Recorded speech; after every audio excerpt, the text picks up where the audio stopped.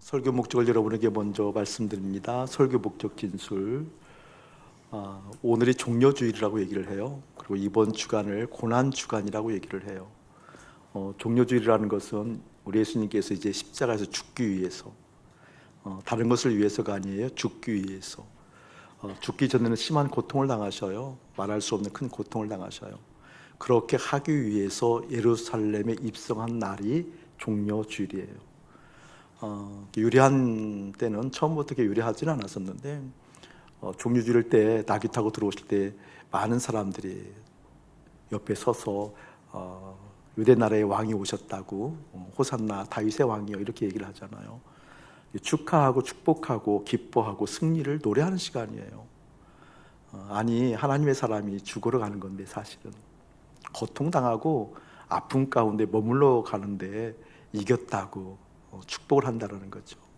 영적인 깊은 의미가 있어요. 하나님의 사람들은 선취하는 능력이 있거든요. 미리 취하는 능력이 있거든요. 지금은 그러하지 아니하다 할지라도 미리 승리를 취하는, 미리 이김을 취하는, 선취 미리 취하는 그러한 날이 사실은 종료주일이에요. 이 시간을 지나게 되어지면서 앞으로 목요일 날 되게 되어지면 우리 예수님께서 제자들을 모으시잖아요.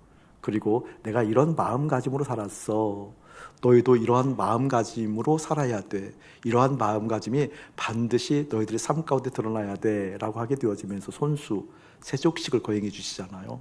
발을 닦아 주셔요. 그리고 나서 제자들에게 식탁을 베풀게 되어지면서 이 잔을 마셔라, 또 이 떡을 먹어라 라고 얘기하잖아요. 이 떡은 내 몸이다, 이 잔은 내 피다 라고 얘기하면서 너희들에게 새로운 생명, 살과 피를 먹고 마시라라고 얘기해요. 그렇게 성만찬을 깨뜨린 다음에 금요일 날 우리 예수님 처참하게 죽으시잖아요. 처참하게 십자가에서 극형을 받고 죽으시잖아요. 그 고통, 그 아픔을 감내하시면서 실제 십자가에서 죽으셔요. 그리고 3일 만에 주일날 다시 부활하시게 되시는 거죠. 거기서 등장하는 그 십자가에 대해서 오늘 새롭게 여러분에게 조명하게 만드는데 설교 목적이 있어요. 사실 십자라고 한다면 별다른 의미가 부여되지 않았죠. 형틀이니까 그냥 막대기잖아요. 그냥 나무예요. 극형의 처해는 형틀에 불과했지 거기에 크나큰 의미 부여가 된 것이 원래 아니었잖아요. 그리고 그 전에도 수많은 사람들이 십자가에서 극형으로 죽었어요. 근데 유독 예수님이 십자가에 죽으신 다음에 십자가의 의미 부여가 되어지잖아요. 다른 사람이 죽었을 때에는 그게 의미 부여가 된 것이 아니라고요. 오히려 십자가 그러면 십자가를 생각하는 게 아니라 십자가에서 죽은 사람의 죄를 떠올리지요. 어떤 죄를 지었길래, 얼마나 극악무도한 죄를 지었길래 이 십자가에서 죽었는고라고 그 죄를 떠올리지요. 그리고 십자가 그러면 피하잖아요. 반기지 않잖아요. 어떠한 가문에서 십자가의 틀에 의해서 죽은 사람이 있다 그러면 그 가문은 완전히 그 공동체에서 도태되어지죠. 십자가는 예수님께서 십자가에서 돌아가시기 전까지는 그 의미 부여가 막대기에 불과했고, 십자가에서 죽은 사람의 죄를 떠올려보고 혐오스럽고 몸서리치는 그러한 일에 불과했던 거죠. 그런데 예수님께서 십자가에 죽으신 다음에 십자가의 의미가 달라졌다는 거죠. 왜 그렇죠? 예수님께서 죽으셨기 때문에 그래요. 그러니까 왜 예수님이 죽으셨을 때 그 십자가의 의미가 달라지는가라는 것을 오늘 공간적 개념으로 시각적으로 보려고 그래요.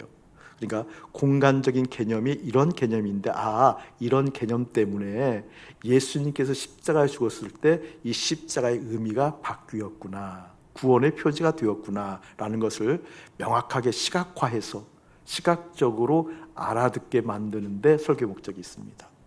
오늘 설교를 다 들은 다음에 여러분에게 영상 하나가, 이미지 하나가 떠오를 거예요. 이러한 이미지였구나. 그런 공간적 이미지가 떠올라서 이래서 십자가가 위대했던 거구나, 영광스럽구나 라는 것이 떠올리게 될 거예요. 그런 은혜가 예수님의 이름으로 가득할지어다. 먼저 한번 읽어보자고요. 5절 한번 합독 한번 해요. 5절만 시작. 너희 안에 이 마음을 품으라, 곧 그리스도 예수의 마음이니. 아멘 아멘. 예수님의 마음을 품으래요. 명령하고 있죠. 품으라 라고 얘기해서 품으라. 예수님의 마음은 반드시 품어야 돼요. 그럼에도 불구하고 우리의 마음 가운데 품고자 하는 것들이 많이 있잖아요. 여러분 실제 마음에 품는 것 많이 있거든요. 내 뜻, 내 비전, 내 앞길, 내가 해야 될 여러 가지 일들, 이것이 있으면 내 삶에 있어서 안전해 라고 하는 것들, 이것을 성취해야만 내 삶에서 안전한 것을 누리게 되어지고 많은 사람들이 주목하게 되어지고 오히려 나를 통해서 많은 사람들에게 덕이 흘러가게 되어져 라고 설정한 목표들이 있잖아요. 그 목표를 내 마음에 품기 마련이잖아요. 그런데 오늘 주님께서는 선명하게 누구의 마음을 품으라? 예수님의 마음을 품으라 라고 품으라.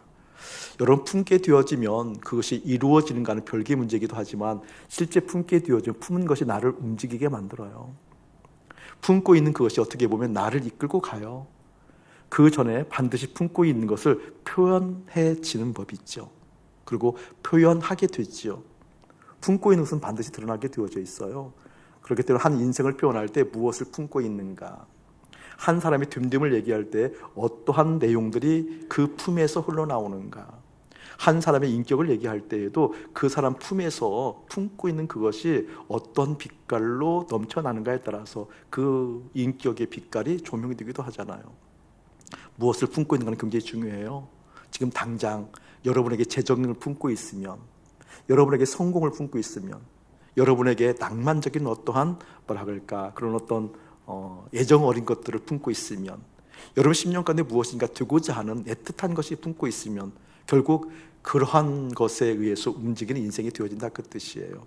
이렇게 설명해 볼게요. 좀 부정적인 언어로 비교를 해서 미움이라고 한번 얘기해 봅시다. 미움을 품고 있으면 어떤 일이 날까요, 여러분? 미움을 품고 있음에도 불구하고 한없이 아름다운 사랑의 음성이 들려지게 되어지고 얼굴은 해처럼 밝아요.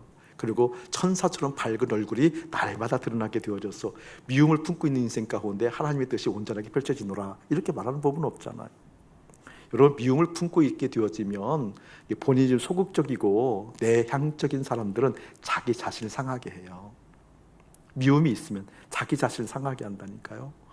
그리고 내향적이 아니고 외향적이 좀 강한 사람들은 미움이 있게 되면 어떻게 되어져요? 반드시 관계를 해치지요. 제3의 누군가의 마음을 핥혀요.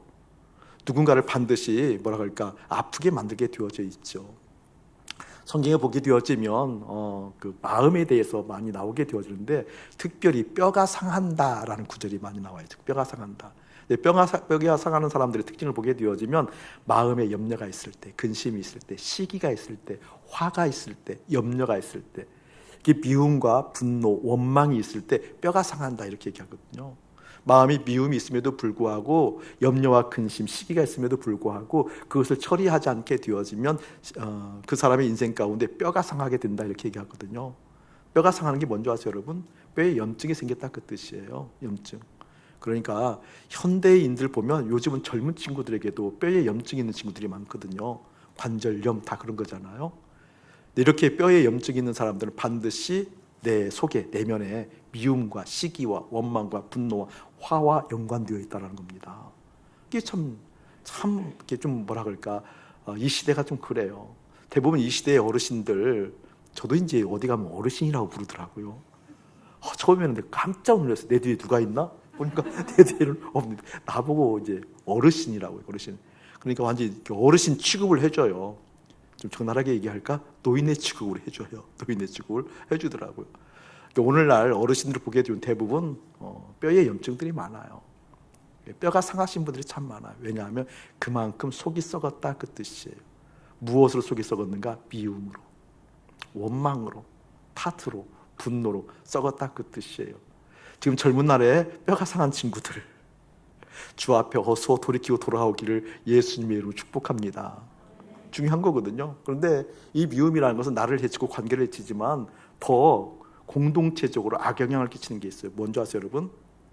미움의 강도가 세면 세질수록 그 현상이 비례하게 되어지는데 무엇이 비례하게 되어지느니 내가 미워하는 사람을 너도 미워해라 그래요. 내가 미워하는 사람을 너도 미워하지 않으면 관계가 또 흐트러져요. 그러니까 관계가 계속 깨어지죠. 계속 깨어지는 거거든요. 공동체가 힘들어지는 거예요. 힘들어지는 거예요. 여러분 무엇을 품고 있는가 대단히 중요합니다. 사랑도 마찬가지예요. 사랑도. 여러분 사랑을 품고 있으면 내가 건강해져요. 삐직삐직 웃잖아요. 웃고 있죠? 비웃음이야. 내 안에 사랑이 있으면 얼마나 기쁜지 몰라요. 내 안에 사랑이 있게 되어지면 상처가 거의 받지 않아요. 내 안에 사랑이 있게 되면 그걸 그러냐고 품어요. 그랬었냐라고 얘기해줘요. 그래서 그랬구만. 아이고, 그래서 그러니라고 얼마나 힘들었어. 그래서 그러니라고 얼마나 힘들고 애썼어. 그래서 그러니라고 힘들고 얼마나 애쓰고 얼마나 노력했어. 계속 해야 돼요. 이렇게 사랑이 있으면 달라지거든요. 또 사랑이 있으면 사랑이 흘러가요. 그 누구에겐가 그 사랑이 선임되어 같이 웃게 되어지죠. 같이 넉넉하게 볼 수 있는 안목이 생기고 내적인 힘이 생겨요. 또 사랑이 있게 되어지면 옆에 있는 사람들과 함께 사랑하자고 얘기하잖아요. 아이고, 우리 사랑하며 살자. 아이고, 그것들이 힘들었네. 그럼에도 불구하고 우리 사랑하며 살자. 이게 어렵지 않잖아요. 이게 무엇을 품고 있는가라는 것은 대단히 큰 그 인생에 있어서 어떠한 빛깔로 살아갈 수 있는가, 웅변이에요. 웅변. 여러분에게 무엇을 품고 있는가라는 것이 보여지길 축복합니다. 근데 오늘 보게 되어지면 예수님의 마음을 품으라 라고 얘기했는데 과연 가능한가? 아니, 또 가능하지 않다고 한다면 성경에서 가능하지 않는 얘기는 할 턱이 없는 거고 그렇잖아요. 성경에서 그토록 어려운 것을 하라고 할 일은 없잖아요. 그럼에도 불구하고 먼저 결론적으로 얘기하게 되어지면 예수님의 마음을 결코 품을 수 없다라는 결론을 내립니다. 어떠한 상황에 이르지 못하면, 어떠한 상태에 이르지 못하면 예수님의 마음을 품으라, 예수님을 닮아가라, 예수님을 품어야 된단다. 아무리 성경에서 얘기한다 할지라도 그렇게 되지 않는다라는 것을 오늘 말씀을 통해서 여러분에게 조명하게 될 거예요. 자, 여러분에게 한 가지 생각의 지평을 좀 넓혀볼게요. 현실이라는 부분을 한번 생각해 볼게요. 우리가 현실이라는 것은 지금 감각적으로 현실을 느끼는 거거든요. 내가 지금 몸이 아파요. 몸이 아프다라는 것을 감각적으로 현실로 느끼는 것이 현실이라고 이해하잖아요. 이 현실 감각이에요. 현실 감각. 내가 아프다라는 것을 감각적으로 느끼는 것이 현실이잖아요. 현실. 내가 재정적으로 너무나 없어요. 피곤하고 아파요. 힘들어요. 어려워요. 죽을 것 같아요. 이게 그 감각이 현실이잖아요. 현실. 이게 없다라는 것을 현실로 느낀다고요. 그런데 주님과 사귀다 보면, 주님 안으로 들어가다 보게 되면 이보다 더 현실적인 구체성이 있어요. 구체적으로 더 현실적으로 다가오는 게 있어요. 그게 무엇인지 아세요, 여러분? 그것은 내 영이 주님을 만나지 않으면 외롭다라는 거예요. 그게 현실. 내가 몸이 아팠을 때 몸이 아프다라는 것을 현실로 느끼는 것보다 더 구체적으로 느끼는 현실이 무엇인가니, 내가 주님을 맞닥뜨리지 않으면, 내가 하나님을 만나지 않으면 나는 만족할 수가 없고, 나는 외로울 수밖에 없고, 나는 부족할 수밖에 없다라는 현실. 여러분, 이 현실이 더 구체화되어지기를 예수님을 축복합니다. 여러분, 살다 보면 꽤 괜찮은 사람들을 만날 거예요. 믿지 않음에도 불구하고. 간혹 목사님에게 이렇게 문의를 하는 친구들이 있어요. 목사님, 믿지 않는 친구인데요, 뭐 자세히 얘기는 못하겠지만 너무 괜찮아, 이런 친구들 있잖아요. 너무 괜찮아. 속으로는 그러지, 살아봐. 근데 살아보면 늦잖아. 근데 너무 괜찮은 친구들. 여러분, 인생 살다 보면 주님을 믿지 않음에도 불구하고 꽤 괜찮은 사람들이 있죠. 인격적으로도 괜찮은 것 같고, 합리적이고, 또 융통성도 있고, 사랑의 마음도 있는 것 같고. 그런데 목사님은 이미 현실을 알았다고 그랬잖아요. 내 몸이 아픈 것을 현실로 느끼듯이 주님을 만나지 않으면 그 사람은 외로울 수밖에 없고 불안정할 수밖에 없다는 실제 현실을 저는 안다니까요. 그러니까 이것이 실제된 사람들에게는, 현실된 사람들에게는 영적인 안목이 하나 열려요. 그것은 무슨 말인 거니? 아무리 괜찮은 사람도 주님을 만난 사람이 아니라고 한다면 외로운 사람이다. 아무리 괜찮은 사람이라도, 그럴듯한 사람이라도, 멋진 사람이라도 주님을 만나지 아니한 사람들은 불완전한 사람이다라는 걸 알거든요. 그래서 종종 목사님이 소개할 때 이분은 정말 괜찮아요. 사회적으로 괜찮고요, 점잖고요, 인격적이고요, 그리고 대단히 좀 바른 사람이에요 라고 얘기하는데, 그 사람이 하나님을 만나지 않았다? 그럼 저는 알아요. 그 사람이 온전하고 인격적이고 반듯하게 보이는 것만큼 한쪽이 허전하다라는 것, 한쪽이 이롭다라는 것, 그 끝은 반드시 주의 열매를 맺을 수밖에 없다라는 것. 저는 그런 분들 신뢰하지 않거든요. 왜? 나에게 현실처럼 다가온 영적인 상황이기 때문에. 누구든지 주님을 만나지 않으면, 주님과 교통하지 않으면, 주님과 맞닿아 있지 않으면 무엇이다? 그것은 실제 외로움이다. 실제 불안전함이다. 오늘 말씀을 통해서 아울러 그것까지 보기를 예수님을 축복합니다. 자, 오늘 말씀 그 영적인 상황을 볼 때 먼저 주님께서 뭐라고 말씀하셨다고요? 품으라고 말씀하셨다고 했어요. 품으라고. 자, 무엇을 품으라고요? 그리스도 예수의 마음을 품으라고 얘기했는데 그 그리스도 예수의 마음이 어떤 형태로 표현하고 있는 거니? 그게 바로 6절, 7절, 8절이에요. 한번 읽어봅시다. 시작. 그런 근본 하나님의 본체이시나 하나님과 동등됨을 취할 것으로 여기지 아니하시고 오히려 자기를 비워 종의 형체를 가지사 사람들과 같이 두셨고 사람의 모양으로 나타나사 자기를 낮추시고 죽기까지 복종하셨으니 곧 십자가에서 죽으심이라. 아멘.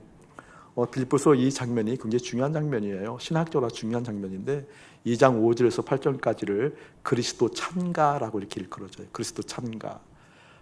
이 그리스도 찬가라는 것을 무엇을 의미하기는 그리스도의 자기 비하라고 이렇게 얘기하거든요. 그것을 좀 더 다른 쉬운 보편적인 언어로 바꿔서 얘기했다고 한다면 그리스도의 겸손, 이렇게 겸손. 그러니까 그리스도 예수의 마음을 품어야 된다라고 했는데 품어야 된다고 얘기한 그 마음이 어떠한 마음이에요? 겸손의 마음이에요. 자기 비하한 겸손의 마음, 겸손의 마음. 이 겸손의 마음을 반드시 품어야 된다라고 얘기하고 있거든요. 그런데 이게 품을 수 있는 건가? 아니요. 어떠한 상태에 이르지 않으면 절대 품을 수 없는 거예요. 그리스도의 자기 비하, 이 겸손의 마음은 어떠한 것이었는지 한번 보실래요? 원래 그리스도 예수님은 하나님의 본체이셨대요. 이게 하나님 자체였다라는 거죠. 하나님의 자체이었음에도 불구하고 동등됨을 여기지 않았대요. 이게 취하지 않았대요. 오히려 어떻게? 자기를 비우셨대요. 자기를 비우셨대요. 이게 동등됨을 취하지 않고 자기를 비웠다라는 것은 받아야 될 영광을 받지 않았다 그 뜻이에요. 하나님 본체이시니까 받아야 될 영광이 있거든요. 그냥 영광스러운 거거든요. 그냥 영광이 나타나는 거거든요. 그런데 그 영광을 받지 않았다라고 얘기하고 있어요. 그걸 비웠다라고 표현한 거거든요. 비워서 어떻게 했느니 종의 형체를 가졌대요. 종의 형체. 사람의 모양을 가졌고 종의 형체를 가졌대요. 이것은 무슨 말이에요? 하나님 아버지를 섬기도록 하게 됐다는 거잖아요. 이게 종은 섬기는 거잖아요. 하나님을 섬기도록. 하나님을 섬기게 되어지면서 하나님의 사람들을 또한 섬기도록, 하나님의 사람들을 섬기도록 그게 되었다라는 거잖아요. 그래서 그러한 하나님의 형상을 닮은 사람으로 모양이 나타나서 사람이 어떻게 죽기까지 겸손함으로, 낮아져서 겸손함으로 죽기까지 복종했다라고 그러잖아요. 이제 끝내 어떻게 해야 되죠? 십자가에서 죽었다라고요. 죽었다. 이것이 자기 비하, 자기 겸손이라는 거예요. 여러분, 이 겸손이라고 한다면 우리가 국어사전적 요소를 보게 되어지면 높이 있는 사람이 낮아지는 거잖아요. 권력이든 힘이든 그 사람이 가지고 있는 무엇인가 아이덴티티가 뭐 정체성은 다 사람이겠지만 그 사람이 사회적 역할에서 차지하고 있는 그 비중이 높을 때 그 높은 위치, 높은 어떤 덕목이 있을 때 그러한 상황에서 낮아지는 것을 겸손이라고 얘기하잖아요. 근데 이러한 겸손은 우리가 배울 수 있어요. 아니 여기서도 우리 예수님도 이렇게 높은 곳에서 낮아진 것 같은데 왜 이것은 본받을 수 없는 거라고 얘기하고 사람들이 높아져서 낮아진 겸손은 본받을 수 있다고 얘기하는가? 그 관점을 얘기하려고 그런 거거든요. 공간적 개념으로 시각적으로 여러분에게 선명하게 보여주게 하려고 하는 거예요. 목사님 친구 중에 정말 괜찮은 친구가 있어요. 정말 괜찮은 친구가 있어요. 믿음이 얼마나 신실한지 몰라요. 신실하지 못해 말하자면 막 아주 투철해요. 정말 귀한 믿음을 가지고, 귀한 건 아니에요. 투철한 믿음을 가지고 있어요. 어떠한 믿음을 가지고 있는 분이 신이 없다. 고마워요. 웃어줘서. 정말 뭐랄까 신이 없다라는 그러한 실제 믿음을 가지고 있는 친구예요. 근데 정말 괜찮은 친구예요. 간혹 저에게 연락이 오거든요. 목사님, 요즘 영성 생활은 괜찮으셔요? 영성이 무엇인지 아는 친구예요. 이 친구를 보게 되어지면 수용성이 정말 좋아요. 대부분 다 품어요. 정적도 품어요. 사회적으로 굉장히 똑부러진 친구고 아주 똑똑한 친구고 그리고 아주 영향력이 있는 친구예요. 그냥 만만한 친구가 아니거든요. 근데 이 친구는 어떠한 내용도 품어요. 때가 되어지면 꼭 저에게 문자가 와요. 친구야, 잘 있지? 너는 목사이니까 영성생활을 탄탄해야 돼. 이렇게 보내는 아주 믿음이 실제 친구예요. 예수 믿지 않는데 그 친구를 만나면 꼭 예수 같아요. 예수 같아요. 그런 친구들을 볼 때에는 닮고 싶거든요. 또 닮고자 시도를 해도 할만할 것 같아요. 괜찮거든요. 여러분 황희정승 알잖아요. 황희정승. 저는 황희정승 보면 화가 났었거든요. 10대 때에는 뭐 이래도 옳고 저래도 옳고 이것도 맞고 저것도 맞고 다 이해한다고 그러잖아요. 화를 냈다니까요. 이런 사람이 정승까지 하니까 그 나라가 그 꼴이었지. 저런 사람이 정승이었으니까 아니 옳으면 옳은 거고 틀린 거면 틀린 거지. 그래야 나라가 질서가 생기는 법이고 그래야 나라가 법도가 바로 서는 법이고 그래야 나라가 뭔가 하나님이 아니라 그런 뜻이 아니라 뭔가 이렇게 어리 제대로 새겨지는 법이지라고 했었거든요. 지금 황희정승이 100% 이해가 되어져요. 그 마음이 그래 이것도 일리가 있어. 저것도 일리가 있어. 그러니까 그 황희정승은 예전에는 이렇게 다가오지 않았어요. 그런데 그런 사람들을 닮고 싶고자 했을 땐 닮아져요. 닮아질 수 있는 거거든요. 품는다는 게 닮는다는 의미니까. 여러분 아브라함 링컨을 보게 되어지면 그 감동적인 예화들이 많이 있잖아요. 대통령이 당선이 됐을 때 피부 색깔이 그렇게 되어지고 또 링컨의 아버지가 구두 수성공이었어요. 그러니까 교육의 환경이 좀 녹록치 않았죠. 그리고 뭐예요? 그러니까 주류 세력에 의해서 대통령이 된 것이 아니니까 비주류 세력에 의해서니까 주류 세력이 얼마나 무시했겠어요. 그러니까 한 상원 의원이 아브라함 링컨 보고 얘기하는 거예요. 구도 수성공이 공부도 제대로 할 수도 없고 피부 색깔도 그렇고 그래서 이 나라를 걱정한다는 의미로 비아냥거리게 되어지니까 아브라함 링컨이 했던 유명한 얘기가 있잖아요. 그 상원 의원의 이름을 이야기하게 되어지면서 당신이 앞으로 신발이 헤어지게 되어지면 내게 가져오라. 그러면 내가 어깨너머로 배운 실력으로 당신의 구두를 수선해 주겠다. 그건 멋진 거예요. 이럴 때 여러분 동의해 줘야 돼요. 이 사람들은 수 영적이라 꼭 영적인 것만 얘기해야 그래서 밖에 나가서 순타 어머니 하면서 그런 소리 들었을 때 놀래줘야지. 저는 그런 소리 들으면 너무 감격인 거예요. 그 여유가 어디서 나오냐고요. 대통령이잖아요. 대통령이잖아요. 언제든지 구두 가져오라는 거예요. 그 아량이 얼마나 넓으면 그런 얘기 하냐고요. 가져오라는 거예요. 그러면 내가 어깨너머로 배운 그 실력으로 당신의 구두를 수선해 주겠다라고. 이렇게 인격적인 것이 준비되어져서 겸손한 사람도 있는 거거든요. 근데 이런 겸손들은 우리가 얼마든지 받아들일 수 있다니까, 배울 수 있다니까요. 그런데 같이 높은 곳에서 낮아진 것처럼 보이는데 왜 예수님의 자기 비하 이 겸손은 우리가 배울 수 없는 건가, 닮을 수 없는 건가? 그 시각적으로 보여주고 시각적으로. 자 보세요 여러분. 여러분의 종종 목사님이 이야기하는 것 중에 하나가 무엇이고니 세상에서 1등 할래, 세상을 이길래. 그 의미 알지요? 세상에서 아무리 뛰어나서 1등 했다 할지라도 그래도 결국 어디 아래에 있는 거예요? 세상 아래에 있는 거예요. 하나님의 사람들은 세상을 이기는 겁니다. 우리 주님께서 말씀하셨잖아요. 내가 세상을 이기었노라. 아멘. 세상에서 탁월해서 1등 했노라 라고 얘기하지 않냐고 얘기하거든요. 담대하라, 두려워하지 말아라. 내가 세상을 이기었노라. 아멘. 그러니까 겸손한 사람이 높은 곳에서 낮아지는 건데 최고로 높은 곳에 올라가 있어도 이 세상에서는 뭐예요? 이 세상이에요. 이 세상에서 낮아진 거예요. 다시 한번 여러분에게 묻습니다. 시각적으로 공간화 개념으로 봐야 돼요. 우리 예수님은 이 세상에서 오신 분이 아니에요. 어디서 오신 분이에요? 어디에서 오신 분이에요? 한 번 더 어디에서 오신 분이에요? 하늘에서. 그렇기 때문에 예수님의 그 겸손을 배우려고 하면 세상에 있어서는 배울 수가 없는 거예요. 하늘에 올라가기 전까지는. 아멘. 예수님의 겸손은 하늘에 올라가야만, 올라간 사람만 그 예수님의 겸손을 배우고 그 예수님의 겸손을 품을 수 있고 그 예수님의 겸손을 따라갈 수 있는 것이지, 세상에 있을 때는, 세상에 속해 있을 때는, 세상에 머물렀을 때는 아무리 노력하고 의지를 발휘해도 결코 그 겸손을 배울 수 없다. 알 수도 없다. 볼 수도 없다. 깨달았기를 예수님을 축복합니다. 이것은 무엇을 의미하는 거니? 존재적으로 죄인의 모습을 의미해요, 여러분. 존재적으로 죄인의 모습을 가지고 있기 때문에, 존재적으로 죄가 있기 때문에 존재적으로 죄를 가지고 있는 그 죄가 있는 한 하늘 못 올라가요. 그렇잖아요? 존재적으로 죄가 깨끗한 봤을 때 하늘 올라가는 거잖아요. 그래서 십자가를 통해서 올라가는 거잖아요. 아멘. 우리 예수님 하늘 보좌를 버리고 하나님의 본체를 버리고 이 땅에 오셨어요. 자기를 비우셨어요. 종의 형체를 가졌어요. 죽기까지 복종할 십자가에서 죽었어요. 아멘. 십자가에서 죽은 그 예수님과 십자가에서 연합했을 때에는 어떤 일이 나요? 존재적으로 죄의 모습인 우리의 모습이 깨끗해진다. 그때 어디 올라가는 거예요? 하늘에 올라갈 수 있는 거다. 아멘. 이 존재적으로 죄인의 모습이 이 땅에서 그 죄인의 모습으로 예수님을 닮아갈 수 있다? 천천만만의 말씀이에요. 예수님을 결코 닮을 수가 없는 인생이에요.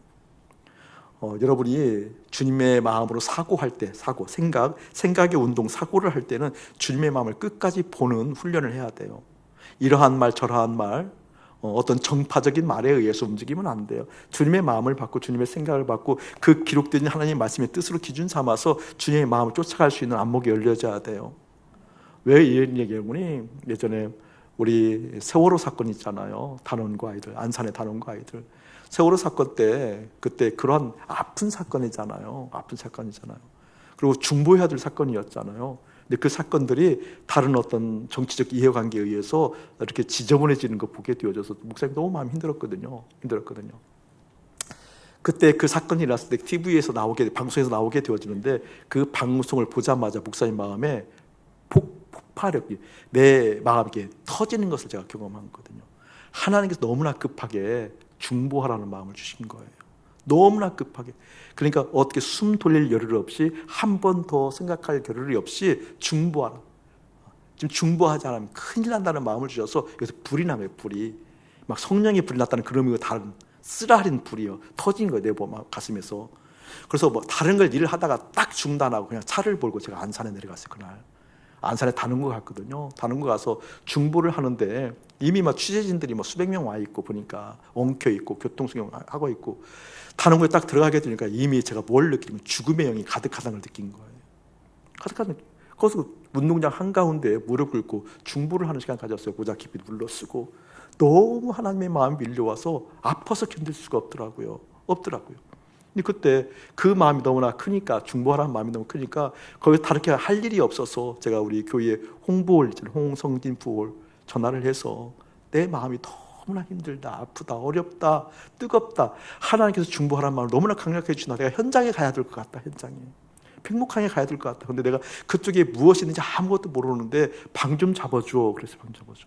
근데 목사님이 이제 여관에서는 잘 수 없으니까 호텔을 이렇게 해보니까 여수에 엠블 호텔이 있었어요. 그래서 여수에 엠블 호텔을 이틀 잡아놨다고 연락이 와서 그냥 안산에 운동장에서 무릎 꿇고 있다가 제가 차를 타고 그냥 제가 내려간 거거든요. 뭐 옷 하나 가지고 가지 않고 그냥 그대로 제가 간 거예요. 팽목항에 갔는데 가서 이제 엠블 호텔에 먼저 들려서 풀고 엠블 호텔에서 팽목항까지 보니까 한 1시간 반 정도 거리가 나오더라고요. 너무 힘들었거든요. 제가 여기서 여수까지 내려갈 때 5시간 울면서 내려갔어요.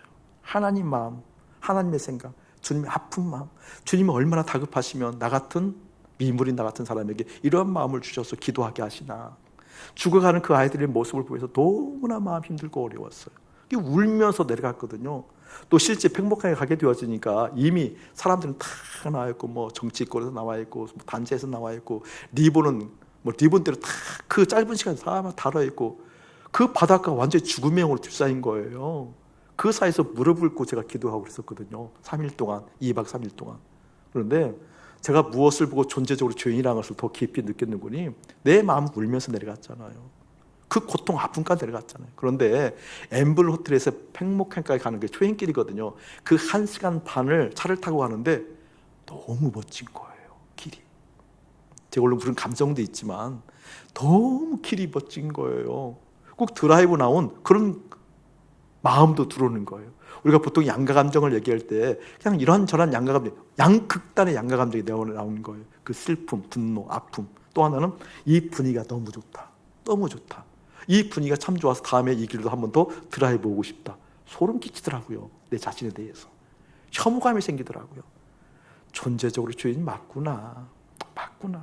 이렇게 슬프고 아프고 고통스러운 상황 가운데에도 이 길이 너무 좋다라고 느껴지는구나. 이 존재적으로 죄인의 모습 가지고 주님을 닮아갈 수 있다고요? 천천만만의 말씀이에요. 이 존재적으로 죄인의 타락한 마음을 가지고 주님을 온전히 내 마음에 담을 수 있다고요?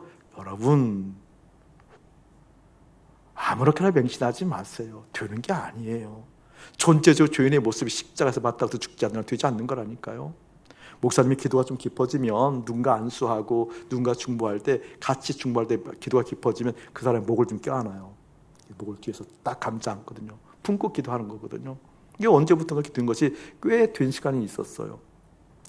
하나님 마음이 뜨거워지게 되고 주님의 마음이 깊이 스며들고 내 마음에 그 긍휼의 마음이 임하게 되어지면 정말 견딜 수 없는 긍휼이 임하게 되는 게 목을 딱 껴안는 것이 있어요. 이렇게 딱 껴안는 것이 있는데, 이제 노숙하시는 길거리에 어머니 아버지들을 만날 때 기도할 때가 있잖아요. 그럼 기도할 때 머리에 이제 손을 얹고 기도를 하는데 마음이 뜨거워지면 제가 목을 이렇게 딱 껴안아요. 그러니까 그때는 하나님의 마음이 충만할 때잖아요. 그 긍휼이 충만할 때이거든요. 그리고 여기에는 뜨거운 마음이 있어서 하나님, 거리의 아버지 어머니에게 하나님의 사랑이, 하나님의 마음이, 그 십자가의 능력이, 십자가의 진위가 온전하게 스며들게 원한다고 막 기도하는 그 뜨거움이 있잖아요. 이렇게 딱 껴안고 기도하는데 존재적 주인의 모습은 어떤 모습인지 아세요, 여러분? 코에 냄새가 밀려와요. 코에 냄새가 밀려와요. 그때도 내가 너무 싫더라고요. 이 진짜의 마음이 있었잖아요. 주님께 주신 그 뜨거움이 있었잖아요. 그래서 껴안고 딱 기도를 하는데 코에 그 냄새 알죠, 여러분? 그 냄새가 밀려올 때 그 영적인 현상이 싹 사라지더라고요. 이게 바로 존재적으로 주인의 모습이에요. 이 모습을 가지고 주님을 닮아간다, 천천만만의 말씀입니다. 주님의 겸손을 배울 수 있다, 천천만만의 말씀입니다. 주님의 자기 비하를 배울 수 있다, 담을 수 있다, 닮아갈 수 있다, 품을 수 있다. 그렇지 않아요. 주님의 이 겸손은 하늘에 올라가기 전까지는 되지 않습니다. 하늘에 올라가야만 될 수 있는 겁니다. 어떻게 하늘에 올라가지요? 그것 때문에 오셨잖아요. 죽기까지 복종함으로 낮아져서 십자가에 죽었느니라 라고 말씀하시는 그 주님과 연합하여 하늘에 올라갔을 때 되어진다라는 것, 사랑하는 여러분이 기어이 깨닫기를, 기어이 경험하기를 예수의 이름으로 축복합니다. 오늘 말씀에 보게 되어지면 빌립보서예요. 빌립보서는 보통 우리가 기쁨의 서신 이렇게 얘기하는데요. 그러니까 빌립보서를 보게 되어지면 그 기쁨이 무엇인가 알게 되어지고 기뻐하는 하나님의 사람들의 모습이 떠올리게 되어지는데, 사실은 빌립보서, 빌립보 교회에 보낸 서신이잖아요. 이 빌립보 교회에 기뻐하라고 기쁨의 서신을 보냈다는 것은 어떤 의미일까요, 여러분? 빌립보 교회가 항상 기뻤으므로 기뻐하라고 얘기했다. 빌립보 교회가 싸우고 엉망진창이니까 기뻐하라고 보냈다. 전자의 후자예요? 후자겠죠, 그렇죠? 후자겠죠. 실제 빌립보 교회가 하나 되라고 보낸 서신서가 빌립보서예요. 빌립보서. 빌립보가 지금 싸웠어요. 힘들어요. 어려워요. 갈라졌어요. 빌립보서 4장에 보게 되어지면 유오디아하고 순두계라는 두 여걸이 등장해요. 여걸이. 그러니까 교회 지도자 중에 여자 지도자들이 이때 이미 있었던 것 같아요. 양대 파벌이에요. 양대 파벌. 이 유오디아하고 순두계가 싸워요. 싸우니까 그냥 싸우는 게 아니고 우리 여성분들이 싸우면 오래 간다네. 알았어요. 그렇게 남자가 얘기한다 그러면 남자들이 싸우면 안 봐. 남자들이 싸우면 안 봐. 말 섞이기 싫어서 아예 안 봐. 어쨌든 유오디아와 순두계가 싸우게 되어지가 교회가 엉망이었던 거거든요. 그래서 하나 되라고 보낸 서신서예요. 하나 되려고 하면 1절 4절까지 이렇게 하나 되어져야 되는데, 너희들이 하나 되려고 하면 그냥 되지 않아. 예수님의 겸손을 배워야 돼, 그 뜻이에요. 예수님의 자기 비하가 너희들의 마음 가운데 품고 닮아져 있어야 돼. 그렇게 돼야 돼. 그렇게 너희들이 의지를 가지고 그렇게 하고 싶어 한다고 되는 게 아니야. 너희들이 하늘에 가 있지 않으면 안 돼. 그 뜻이 이 빌립보서 서신서. 이해돼요, 여러분? 그 마음이거든요. 그러니까 지금 하나 된다라는 것, 주님을 바라본다는 그 마음이 예수님의 겸손을 배워야 되는데, 예수님의 겸손이 들어야 되는데, 예수님의 겸손은 세상에서 얘기하는 겸손처럼 높은 곳에 낮은 곳에 임하는 자기 어떤 노력이 아니라, 헌신이 아니라 하늘로 올라갔을 때만 이 예수님을 배울 수 있단다. 하늘로 올라갔을 때만 그리스도의 몸된 교회가 하나 될 수 있단다. 그런 뜻이에요. 여러분에게 이 고난주간에 그 의미가 밝히 보여지기를 주님의 이름으로 축복합니다. 우리 1절에서 한번 4절까지 볼 텐데, 우리 1절을 먼저 한번 읽어봅시다. 1절. 자, 시작. 그러므로 그리스도 안에 무슨 권면이나 사랑의 무슨 위로나 성령의 무슨 교제나 긍휼이나 자비가 있거든. 자, 이런 것이 있거든. 마음을 같이 해야 된대요. 2절. 마음을 같이 해야 된대요. 그리고 사랑도 같은 사랑을 가져야 된대요. 그리고 뜻. 하고자 하는 어떤 의지도, 뜻도 합하여서 한 마음을 품어야 된다고 얘기하고 있는 거죠. 그래서 3절 이렇게 얘기하는 거예요. 그래서 아무 일에든지 다툼이나 허용으로 하지 말고 오직 겸손한 마음으로 각각 자기보다 남을 낮게 여기고. 아멘. 겸손한 마음으로 각각 자기보다 남을 낮게 여기려고 하면 어떻게 해야 되는 거니? 오늘 읽었던 5절에서 8절 말씀이에요. 예수님의 겸손이 들어야 된단다.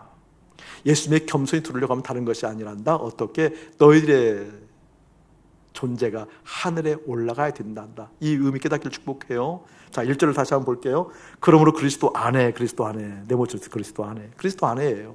그리스도 안에 권면이 있어요. 무슨 권면이 있는 거죠? 그 어떤 권면인지는 모르겠지만 그리스도 안에 권면이 있어요. 서로 보세요, 여러분. 그리스도 안에 있는 권면을 받게 되어지면 어떤 일이 일어날까? 예수님 안에 있는 권면, 다시 말하면 주님께서 아침 목사를 권면하면 아침 목사에게 어떤 변화가 일어날까? 사랑하는 우리 청년들에게, 희망 청년들에게 예수님이 권면하시면 어떤 변화가 일어날까? 그 얘기잖아요. 지금 그리스도 안에 어떤 권면이든지 그게 있는 거잖아요. 여러분, 하나님으로부터 권면을 받게 되어지면 어떤 일이 일어나요? 여러분, 경험했을 거 아니에요. 하나님 한 번도 뭐라고 권면해 주신 적 없어요? 이렇게 신앙생활 어렵게 해요. 여러분, 너무 불쌍해, 안쓰러워. 세상에 혼날 줄만 알았지. 우리 주님으로부터 권면을 안 받고 사는 여러분들 도대체 어떻게 살아요? 어떻게? 그래서 그렇구나, 당연하구나. 하늘에 올라간 적이 없지. 하늘에 올라간 적이 있어요. 그런 걸 하는 거지. 여러분, 하나님으로부터 권면을 받으면 어떤 일이 일어나요? 사랑할 수가 없거든요. 제가 사랑이 잘 안 돼요. 왜? 옳고 그름이 분명한 사람이니까. 사랑하려 치면 어쩜 그렇게 모나하고 틀리고 부족한 사람이 눈에 띄는지 모르잖아요. 그때 주님께서 저를 권면해 주셔요. 사랑해야지. 내가 사랑이잖아. 네가 내 사랑 경험했잖아. 너 생각해봐. 본디 너는 저주 아래 있었고 네가 뛰어봤자 존재적으로 죄인 아니겠니? 사랑해야지라고 나를 권면해 주셔요. 그럼 나에게 어떤 마음이 일어나요? 용기가 생겨요. 아멘. 어떤 용기가 생겨요? 나도 사랑할 수 있어요. 여기는 아침 목사가 세상의 강대상에서 이렇게 목소리를 변형해서 이런 소리도 다 해요. 네, 그럼요. 그럼 이 용기가 생긴다니까요. 주님으로부터 권면을 받게 되어지면 이 용기가 어떤 장벽이 펼쳐진다 할지라도 그걸 뚫고 지나갑니다. 그토록 강한 용기예요. 이 용기는요, 하늘을 찌를 듯한 소망을 품게 해요. 맞아요, 주님께서 지지해 주셔요. 맞아요, 주님께서 권면해 주셨어요. 맞아요, 주님께서 후원해 주셔요. 라고 하는 그 용기가 있어야 되겠죠. 아멘. 있게 될 거예요, 여러분. 단 하늘에 올라가면. 근데 하늘에 올라갈 수 있는 길을 누가 주셨잖아요. 우리 예수님 땅에 오셔서 죽었다. 죽은 나와 함께 연합해 하늘에 올라가자. 아멘. 하늘에 올라가게 되어지면 예수님의 이 겸손을 배운다니까요. 이 겸손을 배웠을 때, 드디어 그 겸손을 가지고 왔을 때 뭐 하는 거예요? 하나님의 권면을 이 땅에서 받는 거예요. 이 땅에서 넉넉히 살 수 있는 용기가 생기는 거예요. 넉넉지 않아요. 정치 환경이, 경제 환경이, 세계 상황이, 사회 질서가 녹록지 않아요 라고 할 때도 이 녀석아 내가 있잖아, 뭘 걱정해 라고 하는 권면이 있으면 그 용기 가지고 살 수 있거든요. 그 용기 있으면 부부관계 풀린다. 빨리 아멘 해요. 다들 웬수인지 제가 알아요. 가정에서 이러한 저런 문제들 풀릴 수 있다. 삶의 자리에서 미운 그 사람 품고 있었던 그 내가 풀리고 어떻게 하나님의 사랑의 권면을 받고 위로받는다. 그리고 그 다음이 그 장면이거든요. 무슨 권면이나 사랑의 무슨 위로나. 사랑의 무슨 위로. 사랑의 무슨 위로라는 거 뭐예요? 하나님께서 나를 사랑한다는 건 뭐예요? 약속해 주신 거잖아요. 구원해 주신 거잖아요. 염려하지 말라는 거잖아요. 당신이 나를 이겼다라는 거잖아요. 그 사랑을 우리 가운데 주셔서 약속해 주시잖아요. 그 약속의 말씀이 있잖아요. 그것 때문에 위로받잖아요. 아멘. 하나님의 약속이 있으면 위로가 돼요. 지금 현실적으로 보여지는 것이 없다 할지라도 그 약속이 내 안에 있으므로, 그 약속이 내 안에 품고 있으므로 이러한 저러한 것에 대해서 위로받는 것이 아니라 그 말씀이 나를 위로하잖아요. 할렐루야. 그런 걸 의미해요. 그 뒤에 보게 되면 뭐라고 얘기하고 있어요? 성령의 무슨 교제나 긍휼이나 자비가 있거든. 여러분, 성령과 교제하게 되면 어떤 일이 나게 될까요? 성령, 거룩한 영, 주님의 영이 내게 왔어요. 오게 되어지면 어떤 일이 일어나냐고. 여러분, 가장 쉽게 감각적으로 얘기한다고 한다면 천국이 실제 느껴져요. 성령과 교제하게 되어지면 이 땅에서 이러한 저러한 것이 열려지는 실마리, 문제 해결되어지는 것, 그것은요 그냥 아주 부차적인 거고 붙잡힌 거고, 그 실말이라는 것도 풀려지는 것도 결국 하늘에 있는 안심이 있어서 놓여지는 안심이지. 이게 성령께서 내 안에 역사하게 되어지면 천국이 실제 되어진다는 거예요. 천국이 실제 느껴진다니까요. 이야기는 뭘까요? 천국이 실제 보였다 그 말이잖아요. 이 예배당 안을 천국이라 생각한다 보면 지금 예배당이 천국이에요. 천국이 이럴 리는 없어요. 천국이라고 한다면 이 천국이 지금 마이크가 여기 있어. 마이크가 이부 때도 그냥 직설하게 예를 들었는데 마이크가 여기 있어. 마이크가. 자, 천국에서 내가 마이크를 보고 왔어. 근데 이 땅에서는 마이크가 없어. 예를 들면 기껏해야 종이 몇 조각이 있어서 종이 말아서 미연아 이렇게 보니까. 그런데 이것을 이렇게 말아서 하면 좀 잘 들리니까 이 몇 조각이 없으니까 이걸 서로 차지하려고, 이걸 서로 말아서 이렇게 불려보려고. 그래서 크게 불려서 매력을 어필하려고. 의미적으로 얘기하는 거니까 알아듣죠, 여러분? 그래서 싸우고 경쟁하고. 그런데 천국에서 마이크 본 사람은요, 그럴 필요 없다는 거거든요. 하디 그럴 필요 없다는 거거든요. 맞죠, 여러분? 성령의 교제가 있게 되면 그런 일이 있습니다. 하늘에 있거든요. 보았거든요. 실제 됐거든요.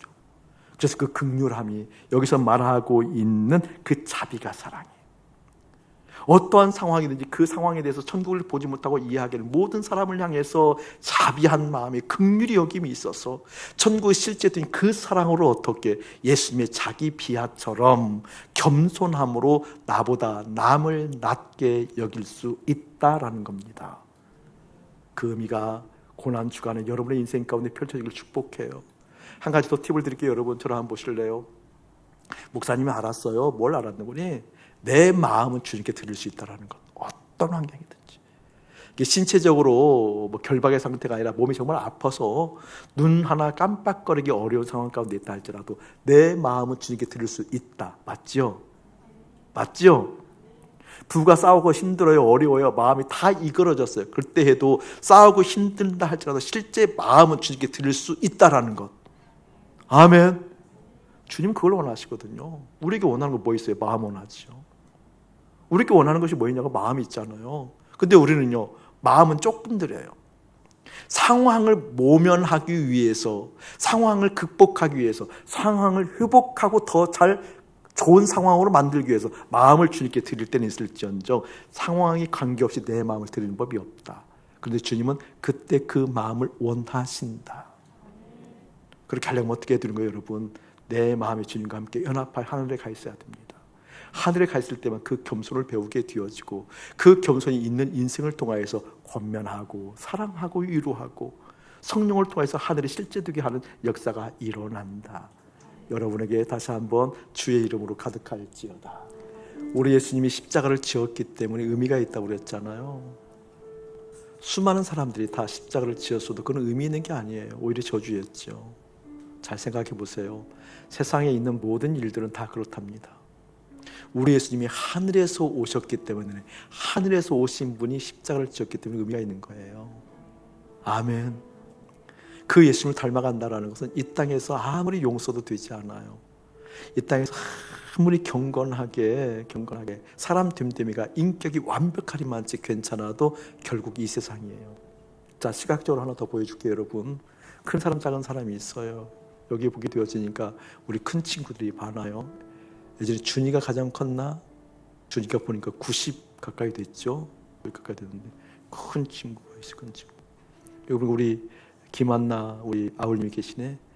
우리 준이 곁에 가면 반쪽이죠, 반절이거든요. 허리 달리는 거죠, 허리 달려서 가잖아요. 근데 그렇게 표시가 나는데 위에서 보면은요. 위에서 보면 어때요, 여러분? 표시가 나요? 안 나요. 하늘에서 보면 높고 낮음이 없어요, 여러분. 뭐만 남을까요? 저주 아래 놓인, 진노의 잔 아래 놓인 죄인의 모습만 보입니다. 잊지 말아요. 죄인의 모습만 보여요. 죄인의 모습만. 그 죄인들이 높아진들, 그 높아졌다가 낮아진 것을 가지고 아니요. 그래서 이 땅에서는 그 낮아짐을, 겸손을 배울 수가 없는 거거든요. 하늘에 올라갈 때만 배울 수 있는 거거든요. 그때 그 겸손을 가진 하나님의 사람들이 이 땅에서 주님의 권면을 받고 주님의 사랑의 위로를 받고 성령과 함께 어떠한 관계든지 일어나서 하늘의 실제가 이곳에 이루어지는 그 영광스러움이 한 주간 여러분에게 일어나기를 주의 이름으로 축복합니다. 이제는 우리 주 예수 그리스도의 은혜와 우리 아버지 하나님의 극진하신 사랑하심과 성령 하나님의 감화로운 교통하심이 이 고난 주간에 주님을 바라보며 주님과 함께 있습니다, 그 놀라운 연합으로 우리 예수님의 겸손을 배워 이 땅에서 넉넉하게 나보다 남을 더 낮게 여기는 역사 경험하도록 은혜 더하여 주옵소서. 그 은혜를 받는 하나님의 사람들이 이대로부터 영원 무궁토록 함께 할지어다. 아멘.